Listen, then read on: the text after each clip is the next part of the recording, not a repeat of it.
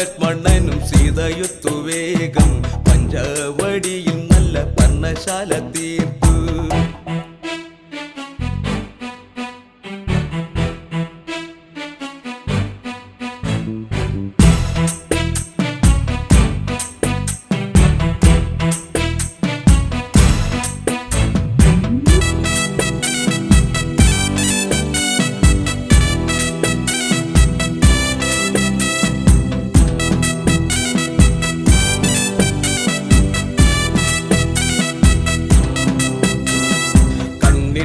ചിമ്മി ചിമ്മി സീത നോക്കി മെല്ലെ